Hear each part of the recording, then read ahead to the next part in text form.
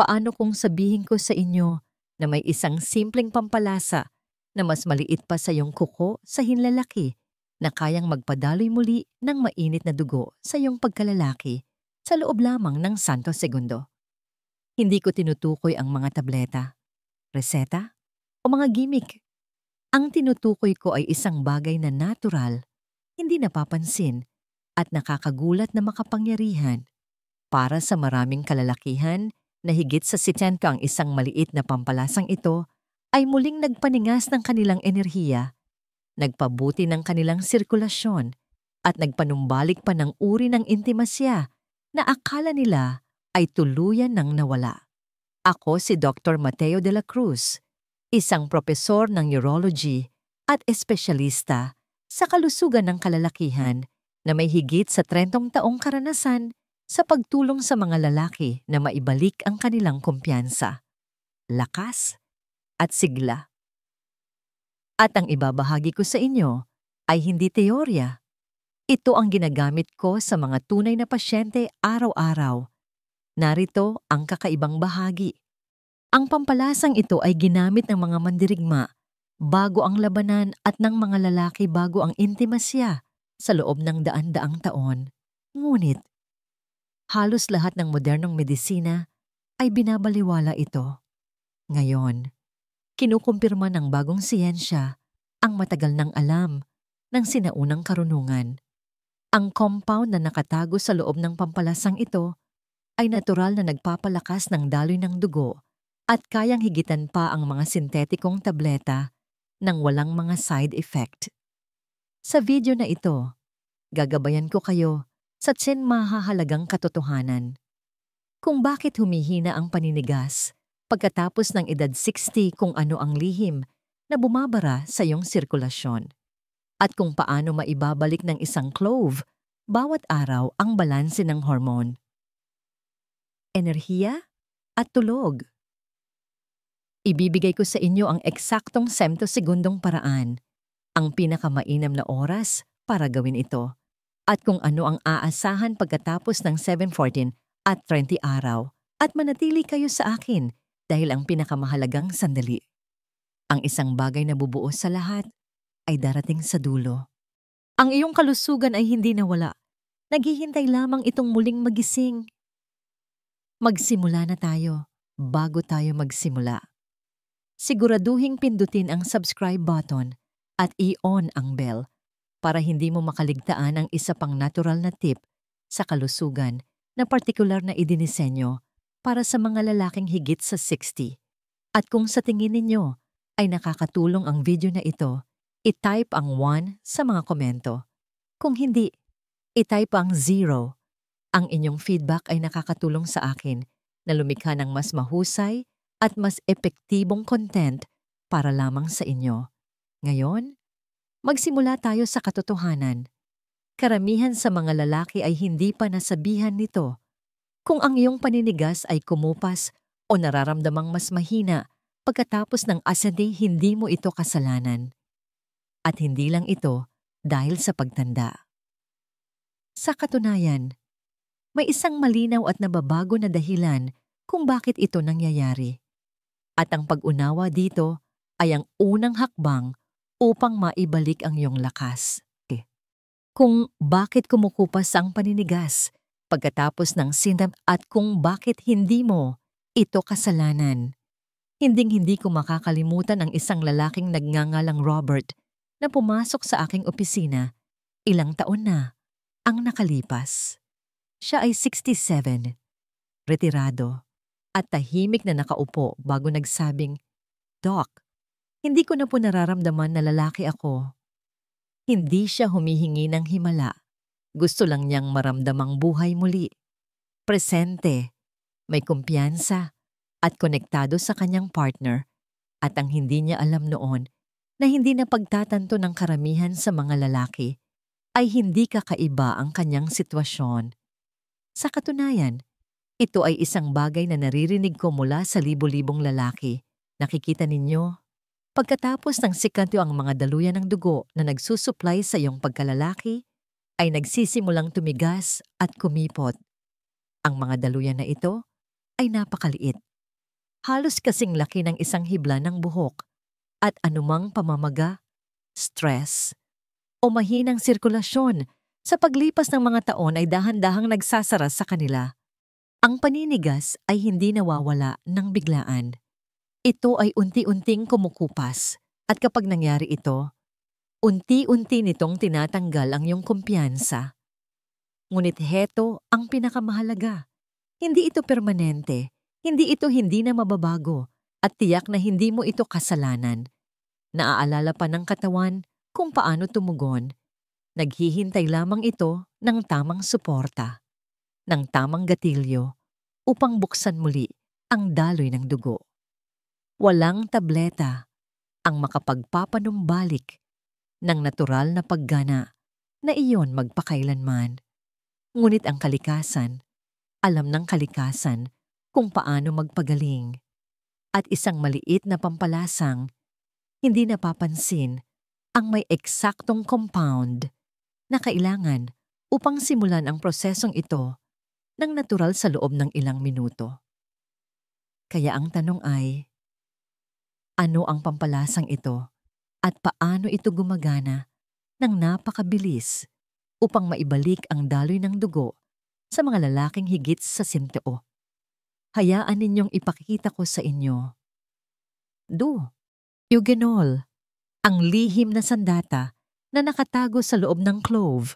Noong una akong nagsimulang magsaliksik ng mga natural na lunas para sa mga isyu sa daloy ng dugo at intimasiya sa mga matatandang lalaki. Hindi ko inaasahan na makakahanap ng isang bagay na napakalakas na nakatago sa isang napakaliit na bagay.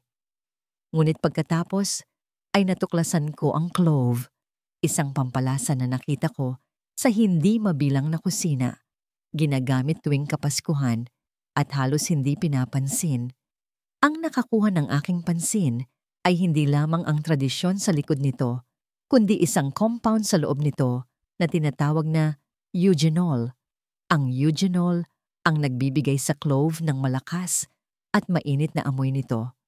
Ngunit higit pa riyan, ito ay isang natural na vasodilator. Ibig sabihin, tinutulungan nitong mag-relax at bumuka ang mga daluyan ng dugo, lalo na ang mga naging masikip, makipot, at matigas dahil sa edad. Ito ang eksaktong problema na kakatalakay lang natin. Ang dahilan kung bakit kumukupas ang paninigas ay dahil hindi makarating ang dugo kung saan ito kailangan. Tinutulungan ng eugenol na baguhin iyon. At ang kamangha-mangha ay kung gaano ito kabilis gumana. Kapag nginuya mo ang buong cloves, ang mga langis ay nagsisimulang maa-absorb mismo sa malambot na tissue sa iyong bibig. Ibig sabihin, ang eugenol ay pumapasok sa iyong daluyan ng dugo, halos kaagad. Hindi na kailangang maghintay ng ilang oras tulad ng sa mga tableta. Sa loob ng ilang minuto, inuulat ng mga lalaki ang isang banayad na init na kumakalat sa kanilang ibabang bahagi ng katawan. Ito ay banayad, hindi sobra. Ngunit ito ay totoo. Ito ang senyales na bumabalik na ang daloy ng dugo. Naaalala ko ang isang pasyente. Isang 71 taong gulang na lalaking nagngangalang Charles na nagsabi sa akin pagkatapos ng isang linggong paggamit ng cloves. Parang may nagising sa loob ko. Iyon ang kapangyarihan ng eugenol. Hindi lang pagpapabuti ng daloy ng dugo, kundi pagpapanumbalik ng pakiramdam na lubos na buhay muli. Ngayong alam mo na ang lihim na sangkap, hayaan mong ipakita ko sa iyo kung paano ito eksaktong gamitin. Dahil ang paraan ng paggamit mo nito ay napakahalaga. 3. Ang 60 segundong paraan ng pagnguya ng clove. Paano ito? Gawin ng tama. Noong una kong inirekomenda ang clove sa aking mga pasyente, mabilis kong natutunan na ang paraan ng paggamit nito ay kasing halaga ng paggamit nito mismo. Isang lalaki. Si Harold Cemetery ay nagwiwisik ng dinurog na clove sa kanyang tsaa. Nagtataka kung bakit walang nagbabago. Sinabi ko sa kanya, hindi lang ito tungkol sa kung ano ang iniinom mo, kundi kung paano mo ito pinapagana. Doon ko siya ginabayan sa simpleng 60 segundong paraan at sa loob ng 1 linggo. Tumawag si Harold para sabihing nakaramdam siya ng init at enerhiya sa ibaba na hindi niya naramdaman sa loob ng maraming taon. Kaya, heto kung paano ito eksaktong gawin sa tamang paraan. Magsimula sa 2 o 3 buong cloves. Hindi dinurog, hindi langis, kundi ang tuyong usbong ng bulaklak. Ilagay ang mga ito sa pagitan ng iyong mga bagang at dahan-dahang kagatin hanggang sa maramdaman mong nabibiyak ang mga ito. Sa unang 30 segundo, huwag ngumuya. Hayaan lang na ang langis ay manatili at humalo sa iyong laway. Dito nagsisimulang maabsorb ang eugenol sa pamamagitan ng malambot na tissue ng iyong bibig na direktang pumapasok sa iyong daluyan ng dugo. Pagkatapos, dahan-dahang ngumuya sa susunod na 30 segundo. Hayaang lumabas ang bawat patak ng langis. Maari mong idura ang mga labi o lunukin ang mga ito. Sa puntong yun, nagsimula ng gumana ang mga aktibong compound at heto ang kagandahan nito. Ang paraang ito ay tumatagal lamang ng 1 minuto bawat araw. Walang tableta, walang appointment, walang waiting room. Isang simpleng ritual lang na magagawa mo sa iyong kusina na sumusuporta sa daloy ng dugo, kahinahunan at kumpiyansa. Ngunit ang oras ng pagnguya ay kasing halaga ng paraan ng pagnguya.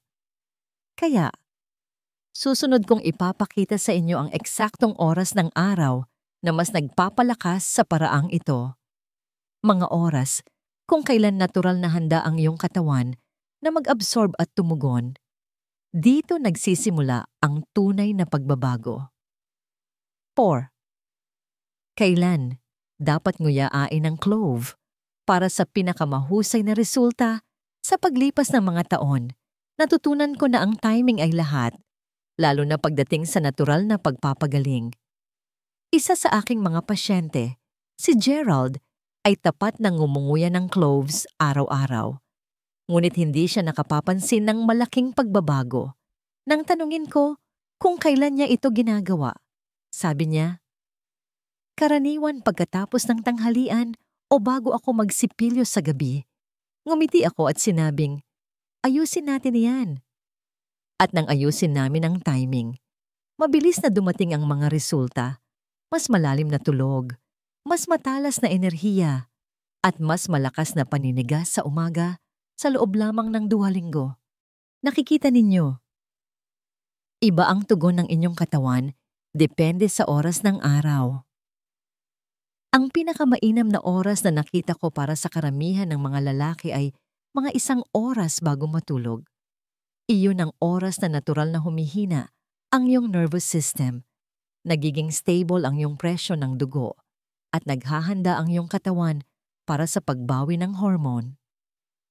Ang pagnguya ng cloves sa gabi ay nakakatulong na ihanda ang entablado para sa malalim at walang patid na tulog. Eksakto kung kailan ginagawa ang testosterone. Nagtataguyod din ito ng kalmado at maayos na sirkulasyon na sumusuporta sa iyong reproductive system habang nagpapahinga ka. Ang pangalawang pinakamainam na oras, unang-una sa umaga habang walang laman ang tiyan. Iyon ang oras na maaari mong pasiglahin ang iyong daloy ng dugo, alisin ang malabong pakiramdam, at harapin ang araw na may panibagong kalinawan. Ang ilan sa aking mga pasyente ay ngumunguya pa nito bago mag-ehersisyo o makipagtalik upang mapahusay ang performance at presensya. Ito ay tulad ng paghahanda ng makina bago pihitin ang susi. Tandaan, ito ay higit pa sa isang pampalasa. Ito ay isang kasangkapan. At kapag ginamit sa tamang sandali, ito ay nagiging isang bagay na makapangyarihan. Ngunit ang timing ay isang piraso lamang ng puzzle. Dahil kung ang iyong katawan ay nananatili sa isang estado ng stress, walang anumang dami ng sirkulasyon ang makapag-ayos sa kung ano talaga ang umuubos ng iyong lakas. Pag-usapan natin iyan sa susunod. Pinapababa ng clove ang stress at natural na pinapataas ang testosterone, magtatapat ako sa inyo. Kapag sinabi sa akin ng isang lalaki na mababa ang kanyang enerhiya, kumukupas ang kanyang gana, at hindi na niya nararamdaman ang kanyang sarili. Hindi ko palaging tinitingnan muna ang kanyang mga antas ng testosterone. Tinitingnan ko ang kanyang stress. Dahil ang hindi na pagtatanto ng karamihan sa mga lalaki ay ang stress ang tahimik na mamamatay tao ng mga hormone, lalo na pagkatapos ng 60. Isang lalaking nakatrabaho ko na nagngangalang Don ay may halos perpektong mga resulta sa lab. Ngunit ramdam pa rin niya ang sobrang pagod. Dala niya ang bigat ng mga alalahanin sa pamilya, presyon sa pananalapi, at mga taon ng hindi nalutas na tensyon.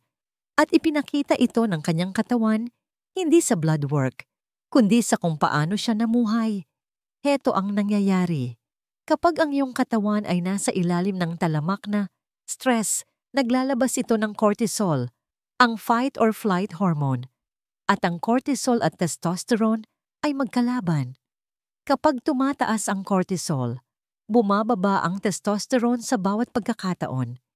Iyon ang dahilan kung bakit kahit isang malusog na lalaki ay maaaring makaramdam ng katamlayan, pagka-diskonekta, o emosyonal na pamamanhid kung stress ang nagpapatakbo. Dito nagiging higit pa sa isang pampalasa, ang clove. Naglalaman ito ng isang makapangyarihang compound na tinatawag na beta-caryophyllene. Ang natural na ahente na ito ay nakikipag-ugnayan sa mga espesyal na reseptor sa iyong utak na responsable para sa kahinahunan, balanse, at emosyonal na pag-reset. Sa loob ng ilang minuto ng pagnguya ng cloves, maraming lalaki ang nag-uulat na nakakaramdam sila ng gaan, linaw, at mas matatag na emosyon. Hindi pinapatulog, ngunit ligtas. At iyon ang nagpapahintulot sa testosterone na bumalik online. Dahil ang iyong katawan ay makapag-rebuild lamang kapag nararamdaman nitong sapat na ligtas upang huminto sa pag-survive at magsimulang umunlad. Kaya, kung pakiramdam mo ay palagi kang nasa ilalim ng presyon, ang maliit na ritual na ito ay maaring ang release valve na kailangan ng iyong sistema. Ngunit heto, ang tunay na mahika. Kapag bumaba ang iyong stress at tumaas ang iyong testosterone, may ibang nangyayari habang natutulog ka. At ito ay isang bagay na hindi alam ng karamihan sa mga lalaki na posible pala. Hayaan ninyong ipakita ko kung ano ang ibig kong sabihin. 6. Mas mahusay na tulog, mas mahusay na hormone, mas mahusay na paninigas. Ang tulog ay isang bagay na binabaliwala ng karamihan sa mga tao hanggang sa magsimula silang mawawalan nito. Nakaupo ako sa harap ng mga lalaki sa kanilang 60s at 70s na nagsasabing, natutulog ako, pero pagod akong gumigising. Gising ako tuwing 2 oras na parang orasan. Ang hindi na pagtatanto ng marami sa kanila ay ang mahinang tulog ay hindi lamang tungkol sa pagkapagod. Ito ang pundasyon para sa lahat, lalo na sa kalusugan ng iyong hormone. Isang lalaking ginamot ko na nagngangalang Franklin ay halos hindi nakakatulog ng diretso, ngunit pagkatapos ng 1 linggong paggamit ng paraan ng clove bago matulog, sinabi niya sa akin, sa wakas ay nananaginip na ako muli at gumigising na may isang bagay na hindi ko naramdaman sa loob ng maraming taon. Nakikita ninyo, ang iyong katawan ay gumagawa ng karamihan ng kanyang testosterone sa panahon ng pinakamalalim na yugto ng pagtulog. Ang mga walang patid na tahimik na oras kung kailan nag-aayos ang iyong sistema. Kung ikaw ay pabaling-baling o madalas na nagigising, hindi kailanman nagkakaroon ng pagkakataon ang iyong katawan na mag-rebuild. At may tunay na kahihinatnan yon. Mas mababang testosterone, mas mababang motibasyon, at mas mahinang paninigas. Ang nagpapabisa sa clove ay ang kakayahan nitong dahan-dahang pakalmahin ang nervous system habang pinapabuti ang daloy ng dugo ng sabay. Ang compound na eugenol ay nagbubukas ng mga daluyan habang ang beta-caryophyllene ay nagpapakalma sa utak. Sama-sama, lumilikha sila ng perpektong kapaligiran para sa pagbawi, hindi lamang mula sa araw, kundi mula sa mga taon ng pagkasira. Kaya, kung ang pagtulog ay naging isang bagay na kinatatakutan mo, sa halip na isang bagay na nagpapanumbalik sa iyo, ang maliit na ritual sa gabi na ito ay maaaring magbago ng lahat. Ngunit may iba pang bagay na maaaring sumasabotahe sa iyong paninigas. At karamihan sa mga lalaki ay hindi man lang iniisip na hanapin ito. Hindi ito nagmumula sa iyong daluyan ng dugo. Nagsisimula ito mismo sa loob ng iyong bibig. Hayaan ninyong ipaliwanag ko. 7. Sakit sa gilagid. Ang nakatagong mamamatay tao ng paninigas karamihan sa mga lalaki ay nagugulat kapag sinasabi ko sa kanila na isa sa pinakamalaking banta sa kanilang paninigas ay maaaring nagtatago mismo sa likod ng kanilang ngiti. Mukhang kakaiba. Alam ko. Ngunit paulit-ulit kong nakikita ang mga lalaking nahihirapan sa mahinang daloy ng dugo, mababang enerhiya, at kahit na talamak na pagkapagod, para lamang matuklasan na ang tunay na salarin ay pamamaga na nagsisimula sa kanilang mga gilagid. Naaalala ko ang isang pasyente, si Carl, na halos sumuko na sa pagpapanumbalik ng kanyang buhay sexual. Walang gumagana. Ngunit sa isang kaswal na pag-uusap, nabanggit niya na dumudugo ang kanyang gilagid tuwing nagsisipilyo siya. Doon ito nag-click. Ang iyong bibig ay isa sa pinakamabilis na daanan papunta sa iyong daluyan ng dugo. Kapag ang bakterya mula sa sakit sa gilagid ay pumasok sa iyong sirkulasyon, nagkakalat ito ng tahimik na pamamaga sa buong katawan mo. At ang maliliit na daluyan na pinag-usapan natin kanina, ang mga responsable para sa paninigas, sila ang unang naaapektuhan. Ito ay tulad ng pagsubok na magbomba ng tubig sa isang garden hose na puno ng putik. Nandyan ang presyon, ngunit barado ang daloy. Ang nagpapahalaga sa clove dito ay ang natural nitong kapangyarihang antiseptiko. Ang eugenol ay isang malakas na compound na antibacterial na tumatarget sa mga nakakapinsalang mikrobyo mismo. Sa pinagmulan, ang iyong mga gilagid. Kapag nginuya mo ang buong cloves, ang mga langis ay tumatagos sa mga tissue, naglilinis habang dumadaan. At hindi lang ito tungkol sa sariwang hininga. Ito ay tungkol sa malinis na dugo. Dahil kapag malusog ang iyong bibig, bumubuti ang iyong sirkulasyon. At kapag bumubuti ang iyong sirkulasyon, tumutugon ang iyong pagkalalaki. Kaya, kung binabaliwala mo ang iyong kalusugan sa ngipin, maaring oras na upang pag-isipang muli ang lahat. Ngunit heto ang kapana-panabik na bahagi. Kapag sinimulan mong gamitin ang clove ng tuloy-tuloy, ang mga pagbabago ay nagsisimulang lumitaw ng mas mabilis kaysa sa inaakala mo. Hayaan ninyong gabayan ko kayo sa eksaktong aasahan sa 7, 14 at 20 araw. Mamamangha kayo. 8. Ano ang aasahan sa 7, 14 at 20 araw? Isa sa mga pinakakasiyasyang bahagi ng aking trabaho ay ang marinig kung paano lumilikha ng tunay na pagbabago, ang maliliit at tuloy-tuloy na pagbabago. Naalala ko ang isang lalaking nagngangalang Thomas na nagsimula sa paraan ng clove na may kaunting pag-aalinlangan. Sinubukan na niya ang mga supplement dati. Mga tableta, pulbos, walang tila tumatagal. Ngunit sinabi ko sa kanya, bigyan mo ito ng 30 araw, 1 minuto lang bawat araw. Panoorin mo kung ano ang mangyayari. At ginawa niya. Ang sumunod ay isang tahimik ngunit makapangyarihang pagbabago. Isa na sumasalamin sa nakita ko sa hindi mabilang na kalalakihan. Sa unang 7 araw, karamihan sa mga lalaki ay nagsisimulang makaramdam ng isang bagay na banayad, isang gaan sa kanilang dibdib, isang banayad na init sa ibabang bahagi ng katawan. Ang tulog ay nagiging bahagyang mas malalim. Ang mga umaga ay medyo hindi na gaanong matamlay. Hindi ito dramatiko. Ito ay pundasyon. Ang iyong katawan ay nag-a-adjust. Ang iyong dugo ay gumagalaw. Pagsapit ng ika-14 na araw, nagsisimulang bumilis ang mga pagbabago. Maaari mong mapansin ang mas malinaw na pag-iisip at katatagan ng emosyon. Ang paggising ay mas madali. Ang ilang mga lalaki ay naguulat ng mga biglaang paninigas o mas malakas na paninigas sa umaga. Isang bagay na akala nila ay tuluyan ng nawala. Bumabalik ang kumpiyansa hindi lang sa kwarto, kundi sa kung paano mo dinadala ang iyong sarili. At pagsapit ng ika-30 araw, doon na kumakapit ang mas malalalim na pagbabago. Ang sirkulasyon ay mas malakas. Ang paninigas ay mas matibay, mas pare-pareho, mas mahimbing kang natutulog, mas madaling harapin ang stress, at nararamdaman mong presente ka muli sa iyong sariling katawan. Hindi mo hinahabol ang kabataan, binabawi mo ang sigla. Ngunit heto ang nagpapahalaga pa rito.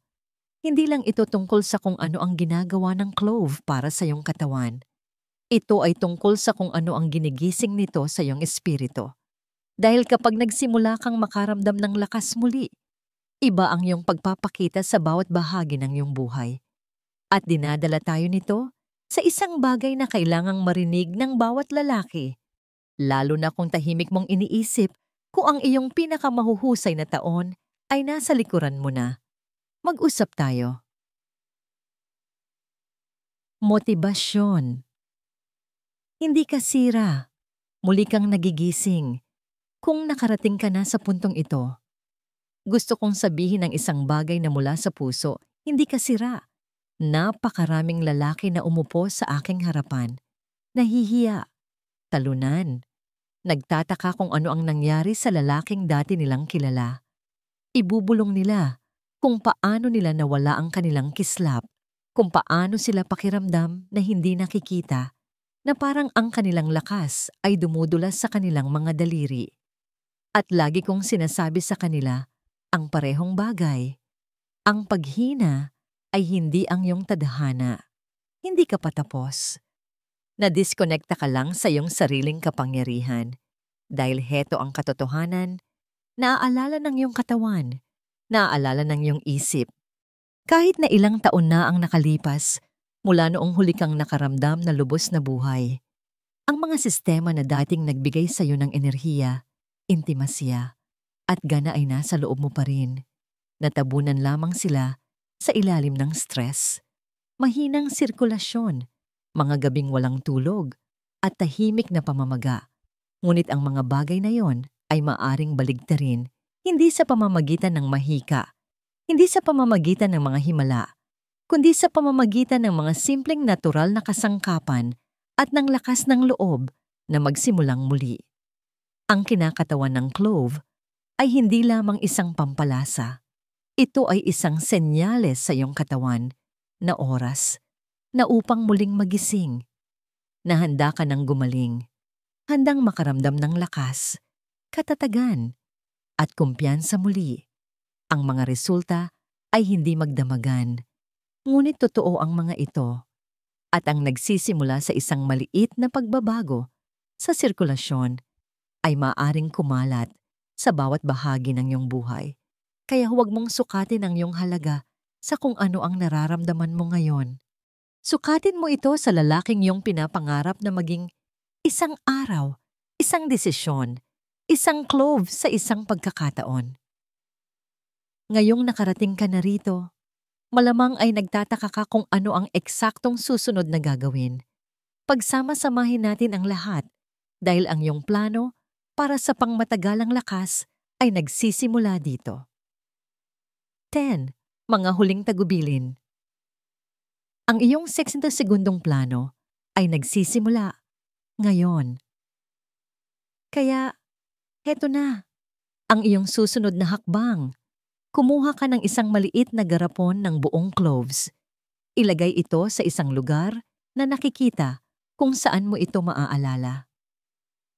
Bawat araw, kumuha ka lamang ng 2 o 3. Dahan-dahang biyakin sa pagitan ng iyong mga bagang. Hintayin. Pagkatapos ay nguyain. 60 segundo lang. Yun lang ang kailangan upang simulan ang pagbabago sa paraan ng iyong pakiramdam, pagtulog, at pagganap. Hindi mo kailangang maging perpekto. Kailangan mo lang magsimula. Ang iyong katawan ay hindi sumuko sa iyo. Naghihintay ito ng isang senyales. At ngayon ay natagpuan mo na ito. 1 minuto, 1 clove, 1 desisyon, ang iyong lakas ay babalik. Maligayang pagbabalik.